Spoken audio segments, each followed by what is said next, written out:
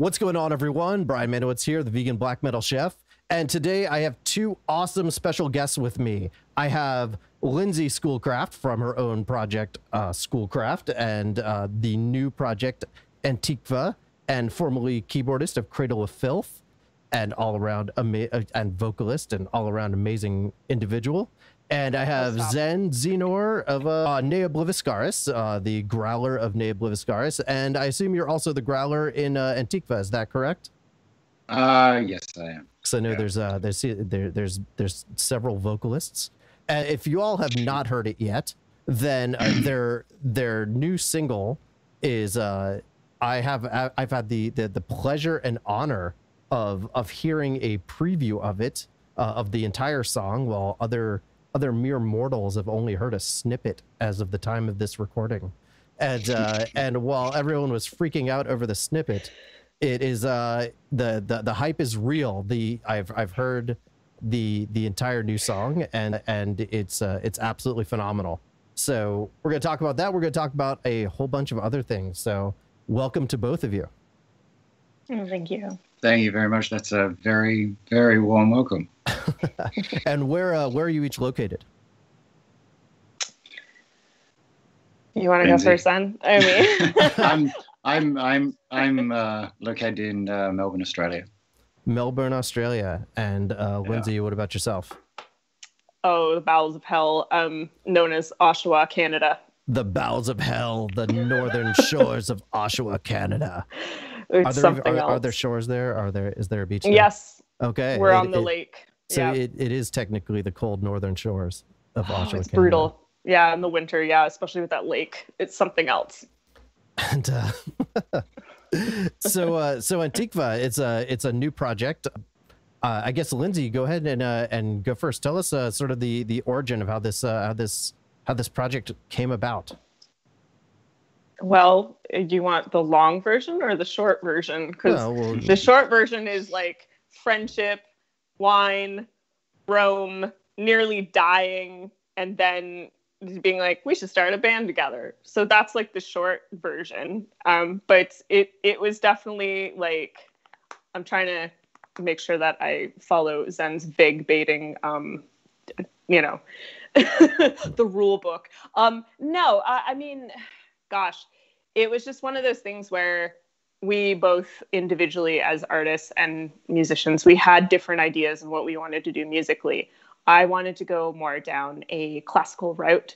I've studied in classical music, and it's a big part of who I am. And then Zen has always wanted more of a traditional black metal band. And then when we kind of realized, hey, we both want the same thing, that's, I guess, how this all happened. I mean, Zen, go ahead. What do you think I left out?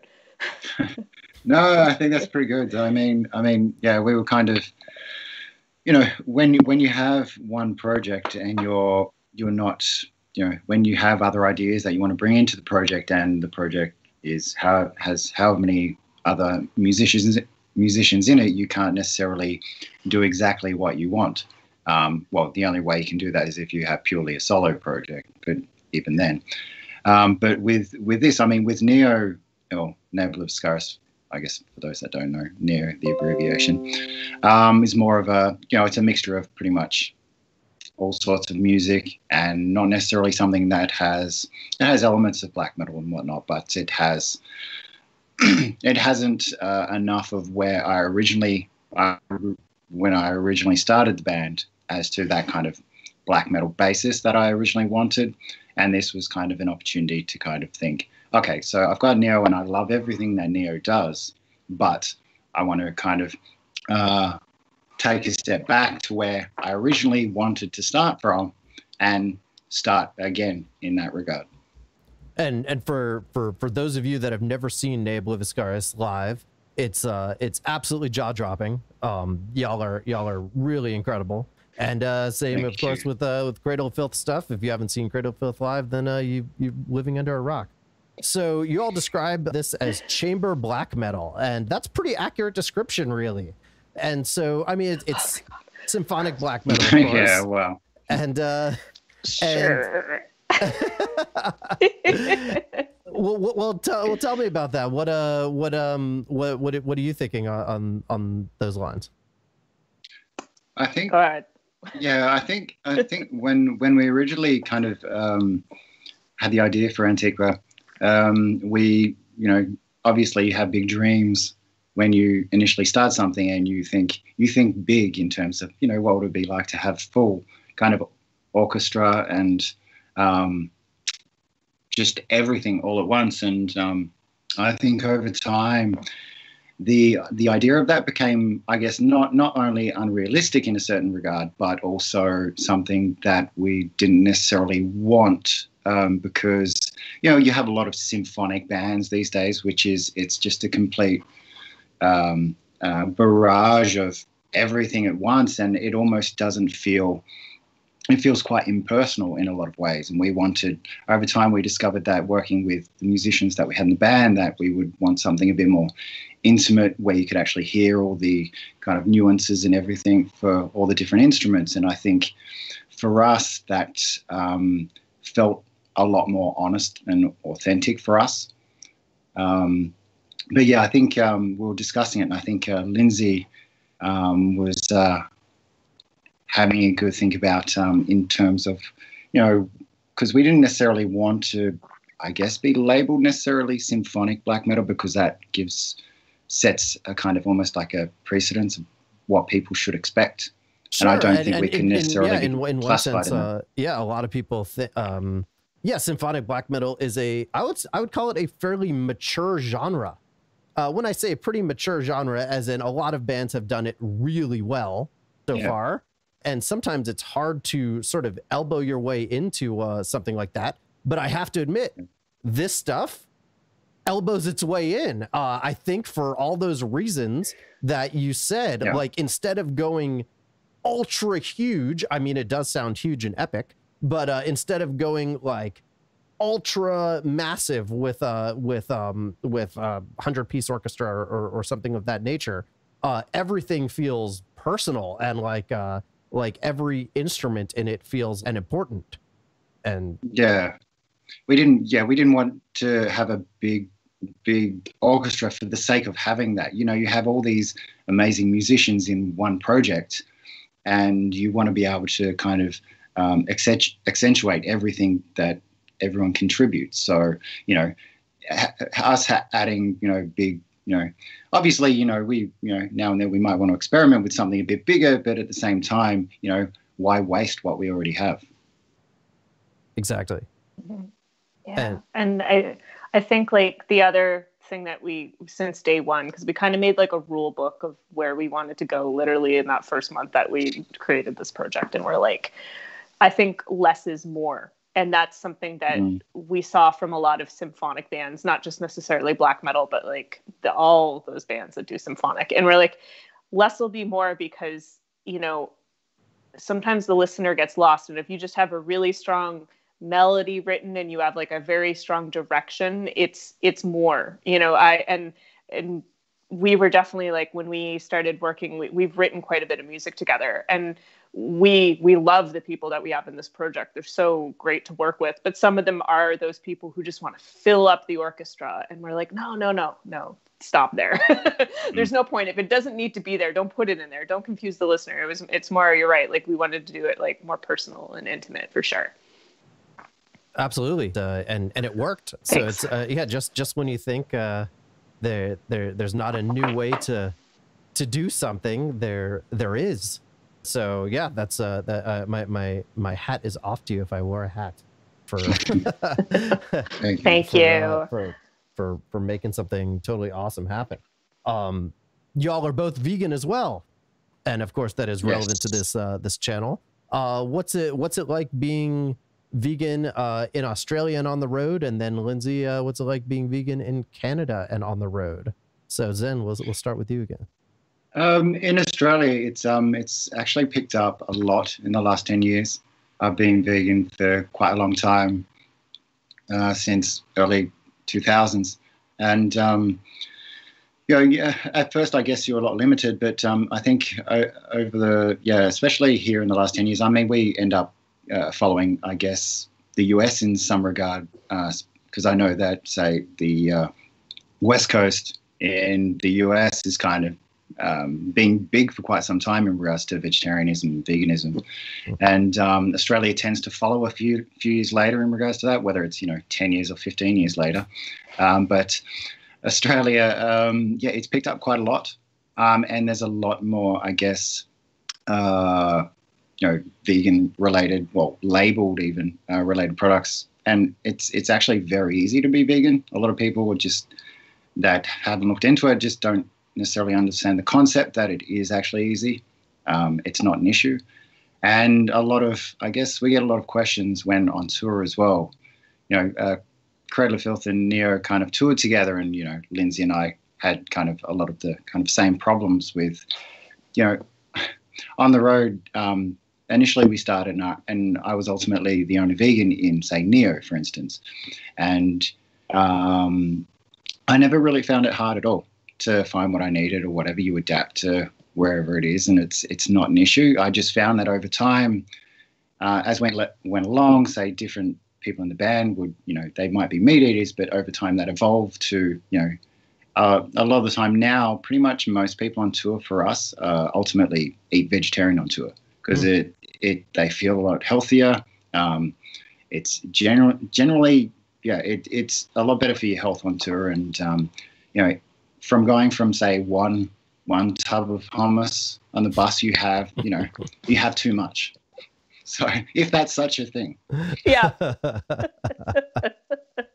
Is it ever, especially when the fans catch on and they start like gifting you hummus at shows and you're like, I can't say no, I can't throw this out. Oh no. Yeah. It's, and you said you're in Melbourne. So is La Panella Bakery in Melbourne, or is it, am I getting confused? Yes. No, La Panella is, That place has was been going for many spectacular. And I think the cheapest food that I ate in Australia. Yeah, probably. Yeah, it's been there for quite some time. I mean, in the last couple of years or so, I haven't necessarily heard anything about it. However, I'm assuming it's still there because it, for as long as I've been in Melbourne, it's always kind of been there. So it seems to be a staple for people in that area for their kind of bakery items and their sins. The pizza rolls stick out in my mind. It's like like a cinnamon roll, but instead of sweet, it's like pizza. Yeah. But yeah, as far as I'm aware, it's still there. I could be wrong, could have gone, but I'm based on how popular it was, I would say it's still there. Yeah. And Lindsay, what about yourself? How is being vegan in Canada and on the road? Well, during 2020, it's been a lot of canned lentils, let me tell you. But before all this hit, it's been fabulous, especially in Toronto. Whether you want to go super healthy or you want to go all the way to Doomies and get their version of the Big Mac. I'm getting PTSD from the heartburn on that thing. I'm remembering everything from Doomies as well. Jesus. So good, right? So damn good. Is Oshawa near Toronto, or? It's about 40 minutes east by car, so it's good here. We have a few places, but we're one of those provinces. We really get ahead of ourselves with the times, and within this province, I'd say it was about 4 years ago that they recognized veganism as an ideology. So now, by law, all restaurants here are forced to have at least one item on their menu, even if it's just fries, that are fried in peanut oil, right? Which is amazing. If you go into a shop and it's like kind of ethnic and you can tell the people just immigrated here, they don't know about the rule yet, and usually you can't get anything, but that's okay. Like, I'm not gonna report them because I don't roll like that. I'm not a Karen. But thank God for that. But it's great. I mean, when I first went vegan, it's been, I want to say just a little over 7 years now, fully vegan. Because there's always that first 3 to 6 months that are just oh God, I got drunk and ate cheese, But then you're like, okay, that's it. I'm on this for life. And in the beginning, it was, especially living with your family and getting them why are you just eating tofu? What is going on? And then it just got easier over time. But I think it just, when you choose that lifestyle, all of a sudden you start noticing it everywhere. And you're like, oh, I never noticed they cater here. I can buy products here, etc.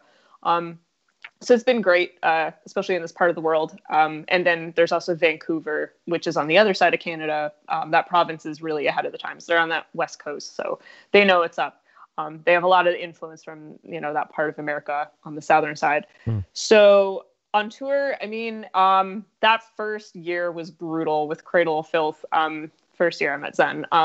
Australia was like, oh my God, finally we're somewhere I can eat vegan, because we came out of, we went first to South America and then Asia. And you have to understand that was my first time on both of those continents and first going vegan. And I had like that little, like that vegan passport, like the book, right? Oh, and I had it okay. with me. I still have it. That shows you how to ask if something is vegan in like many different languages or something.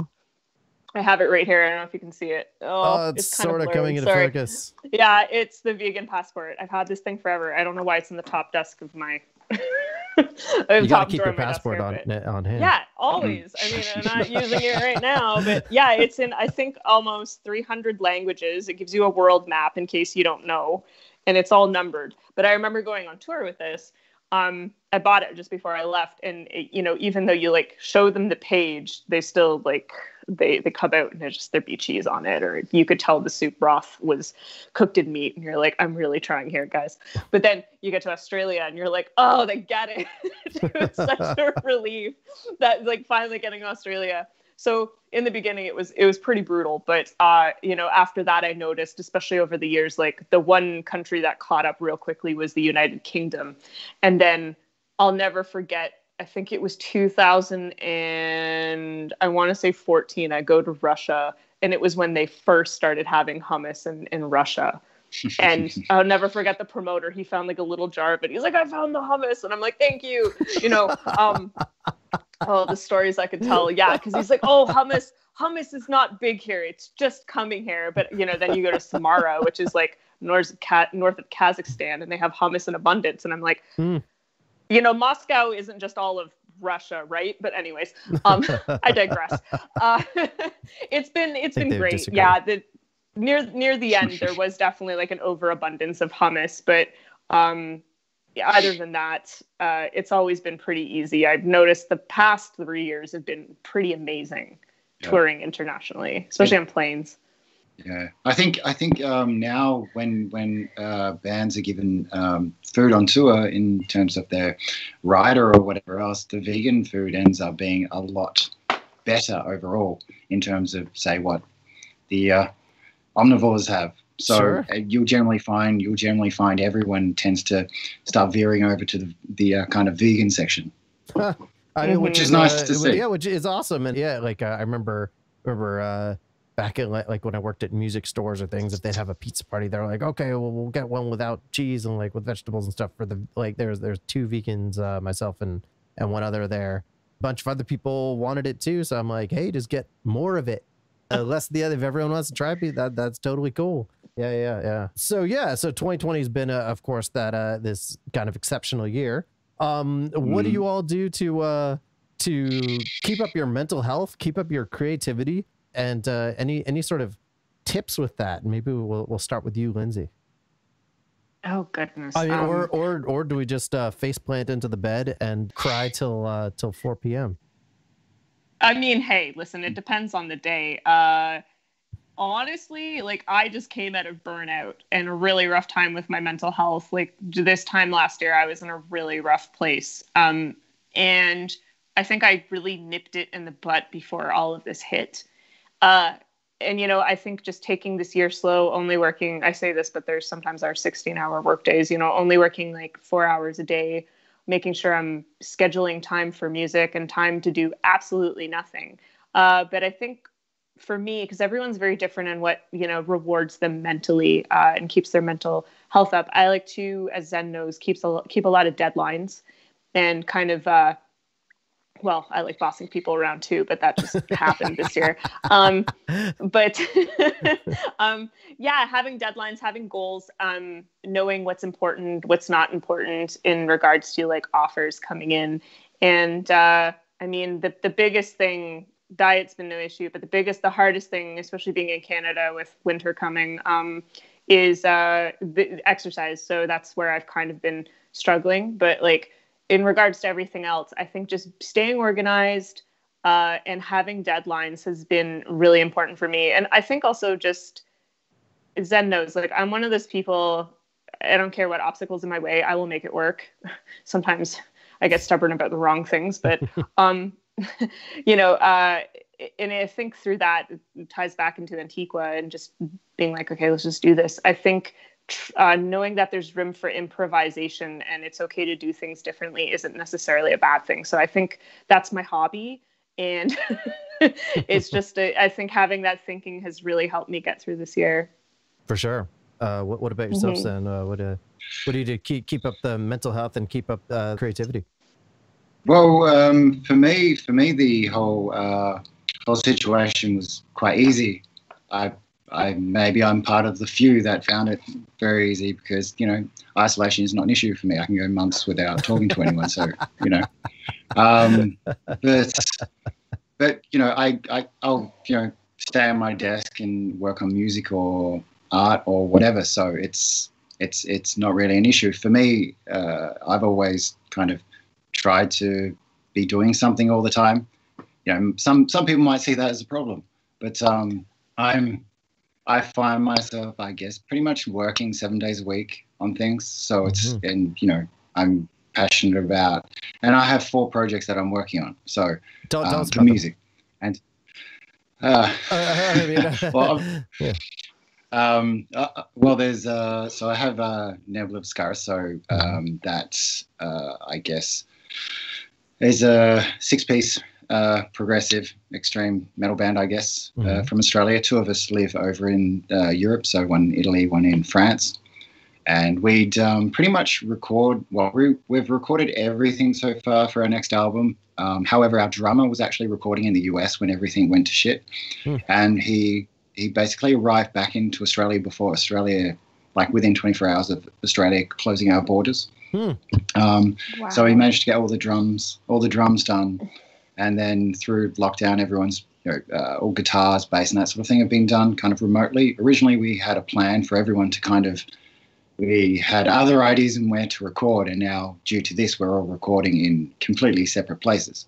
And so since recording started in, say, March, we're now, you know, vocals and violins and whatever ends up being recorded in, I guess, through December, January. And another project, which is Amiga Infinity, which is kind of more of an industrial kind of nasty black metal sound. Oh, nice. Very space orientated for those that like their cosmic outlooks. And that's only 2 of us, so we've managed to do a lot remotely. We released an album earlier this year through the whole pandemic, so it was interesting to see how the pandemic affected having a release during this period as opposed to having a release in without a pandemic, obviously. So that was an interesting experience, and you know, we're constantly writing for stuff. Lindsay knows about Amiga Infinity a little bit. And do you do instrumentation as well as vocals, or no? I do just purely vocals for that. So Gotcha. There's just 2 of us, and it's kind of, I guess, another outlet for, you know, Antiqva has a sense of poetry about it in terms of how it's written and how it sounds, whereas Amiga Infinity is, I guess, quite abrasive and skin peeling, so to speak. So it's I guess a grittier version of you know, one portion of black metal, I guess. Sure. And obviously with Antiqva, which during this period was, we kind of thought with the kind of pandemic and how it was, why not kind of, we had a lot of plans, but we thought, you know, we want this project to move forward, and what a better chance to do it than, you know, we're not going to be recording in the same country for this. So, you know, we're based in 5 different countries with 7 members. So we thought we'll use this opportunity to try and get something happening and have it ready before the end of the year, so that, you know, we can sitting on our laurels isn't, we're all productive people and we all have our own projects. However, this was a prime opportunity for us to kind of see where we're at and kind of get an idea of really what our sounded like in a recorded sense. For sure. And you all recorded separately in various places, is that correct? And then sort of had it all mixed together. Yes. And is it pronounced Antiqva or Antiqua? Antiqva. Wa. Okay, gotcha. Yeah. I've been saying it wrong the whole time. No. I knew as soon as we created the band name, I knew that would be an issue it's for your people. Fault. So for sure. Yeah, it is. Yeah. I take full responsibility for that. Well, people can't even say your name properly either, so That's fine. got to make things interesting with all those Yeah. X's and Q's and V's and. Yeah. So since you're both like very like prolific musicians, what does sort of a day in your musical life look like? Chaos. Yeah. Absolute chaos. I don't know how you do things then, but I have, so the 2020 has brought forth the whole thing of day pajamas. This is a thing. So I bought myself some really nice day pajamas and I bum around in those. And, when the creativity happens, it just happens. You can't be like, well, you can if you're near the end of a business deadline. It's like, go away.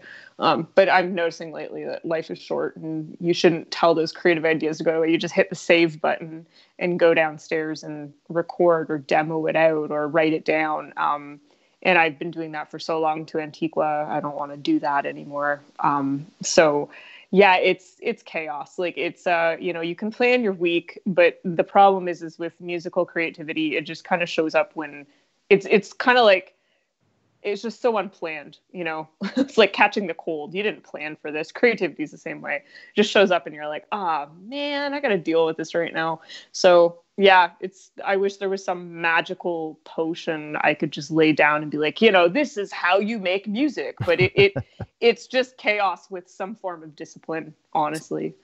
For sure. Yeah, you can't really squeeze creativity out of a tube. You have to just sort of roll with it as it comes and kind of, I guess with myself, if I can be creative, then I will be. And if I can't be creative, then I'll work on the mechanical aspects. Like things that don't require like a creative solution to things, but just like, okay, I need to organize all these tracks, or I need to edit, get rid of all the noise, or some kind of just mechanical dumb thing that and then when the creativity comes again, then it's creative time and totally. What about yourself, Zen?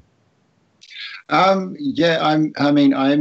never really kind of short on doing things. I mean, I absolutely see where you're coming from in regards to you're still creating something, but at the same time you're developing it almost behind the scenes underneath to make, when the creativity comes back again, it's still kind of in motion and you've set like the foundation below it to keep it kind of moving. And that's, I guess I kind of work in the same way. I mean, I have a lot of different things that I work on, whether it's music, art, photography, and that sort of thing. So my brain can be used in different ways. And if I'm not feeling something in, if I'm writing lyrics or whatever, then I might go for something more visual. So I'll start working on like an album cover or something like that. So for me, it's just, I guess, utilizing it in different kind of areas, which kind of keeps me going.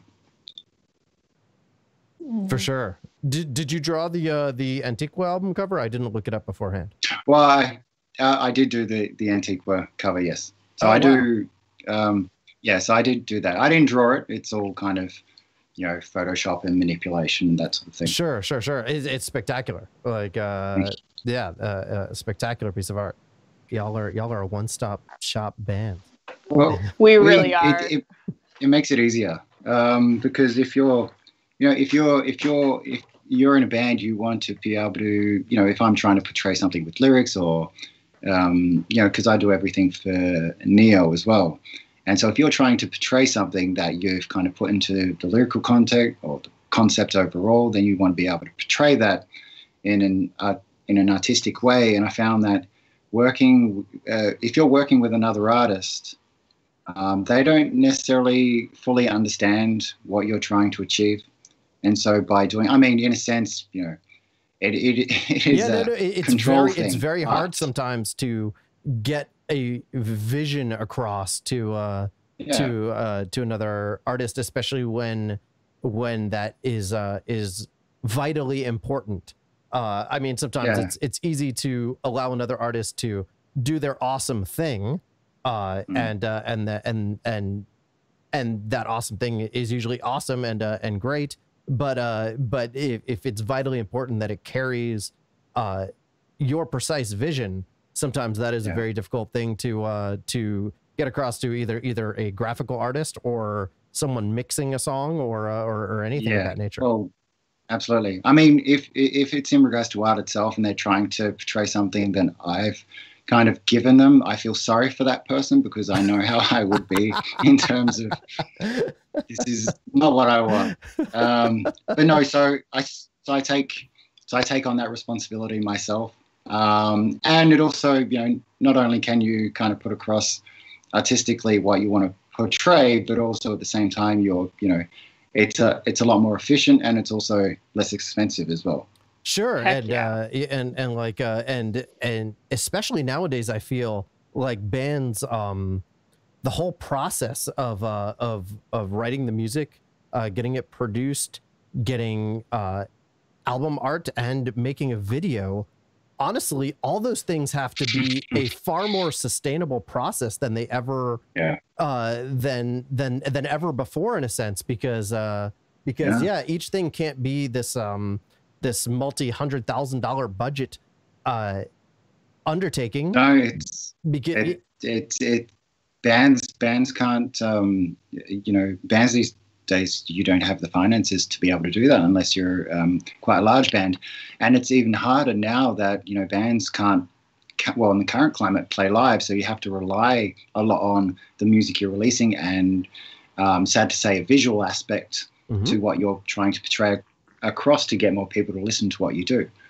So it is a very challenging time. And I guess bands need to be, look at doing things, trying to utilize what they have in a creative way to get people to kind of listen to what they're actually doing. For sure. Well, what do you think, Lindsay? Because I know you're quite big into the internet marketing and whatnot, and like I think you've thought a whole lot about this this sort of band sustainability release cycle or whatnot. Yeah, that's kind of like that's it. That's everything. I mean, thanks for noticing that. Poor Zen has put up with that all this year through my voice messages and my ideas. And, hey, what do you think? I've learned a lot. I'm sure, and I'm glad you appreciate it. My own private course. Yeah, I've also probably a lot of decision fatigue because you know, of all the things that have come up. I think it's really important to be resourceful. I think those are when you know, not necessarily do what everyone's been doing and thinking you have, like we've talked about before, the big orchestra and everything, and you strip it down and you're like, well, like, what do we have available to us, and utilizing that. I think that's when you start to find not only your own sound and your own niche, but you start transforming genres. I think that's when genres evolve, is when you're forced to think outside of the box because you're limited. And yeah, I'm about, you know, using what network is available. That's kind of why we downsized the string component to this first single, and we'll be doing the same going into the album. But yeah, it's expensive. Like, I looked at, like, between, you know, as a solo artist doing an album last year, an album this year, and then trying my darndest to get Antiqva off the ground. It's been like, ooh, you know, like I've had those moments where I'm like, I can't justify us spending money on this.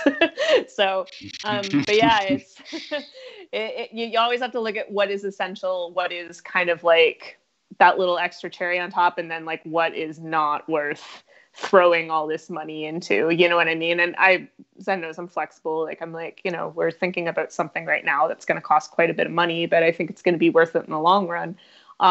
But it's just, you know, the whole finding the right people. But yeah, I feel for startup bands. I really do, especially considering we are a startup band. I say startup band because it is like a little startup business. And yeah, you got to be smart. You got to be really good with your money and where it's going and where you're reinvesting it. And I do look at some bands and I think like, I'm one of those people, I'll be watching a band live. The last concert I went to with big production, I think was Slipknot. And I'm watching them on stage and I'm watching the pyros go off. And I'm like, in under 15 seconds, the amount of pyro that has gone off could pay my rent for the entire year. Exactly. You get into this analytical brain and you just can't enjoy anything anymore. That's why I listen to electronic music, because I don't understand it. But I just look at these big bands with their big budgets and I'm just like, well, you'll just keep dreaming until that day happens. Well, no, fair. Well, and actually, I think you said something really important where you said that sort of taking a look at what you have and figuring out, because some people, when they hear that, they think, oh, well, if I take a look at what I have, it feels limiting, as opposed to the mindset of you have to take a look at what you have and sort of the how to do things creatively, possibly for less money, but be as impactful and as interesting as that big budget production might be. That is where true like gems and genre like crafting and reinventing really comes from, is that, yeah, that like people say, wow, what is that? And they're like, that was this like $5 thing that I got. And just manipulated it in this like interesting way. I think that like that is an incredibly powerful thing that you had mentioned, for bands to look at themselves and see what we can do creatively, but still have that high impact. Yeah, I think with us, from the very start, we wanted to do everything with integrity and not compromise on certain things. You know, if you don't have the budget for something, you look at ways to achieve something along those lines, but yeah, not decrease the quality in a sense. And you know, everything you put out there is out for everyone to see.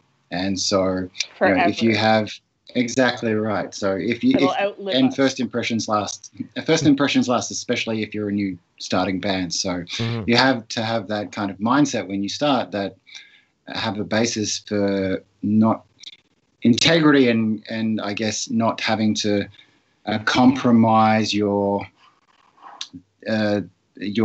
compromise that in terms of releasing something or producing something that's you're going to be disappointed in yourself for actually doing. For sure. Yeah, and I guess that really applies to all genres of art in general. And wow, I think that's actually a fantastic place to stop. We'll stop on the inspirational note. Sure. So where can people find all the Antiqva universe? Well, they can go to our new snazzy website at Antiqva with a V, antiqvaofficial.com. So it's all there. Everything's there. Excellent. And this will all be in the notes below wherever you're looking. Yeah. Mm-hmm. All right. So you can just check it all out there. And anything else that so the song will be obviously released December 4th across all kind of digital platforms. And there is, for those that are interested in the actual vinyl itself, there is a bonus song on there, strictly for the vinyl. So for those interested in that, and yeah, so this year we'll be releasing that, and then shortly after we'll be finish writing the album, which ideally we want to be recording in the new year at some point. We'll find out. Absolutely. Well, thank you all so much for joining me. Thank you. Yeah, couldn't have been speaking to more awesome people, and I can't wait to see you both again in the future. It's a pleasure. Same. Thank you very much. Yeah, thank you.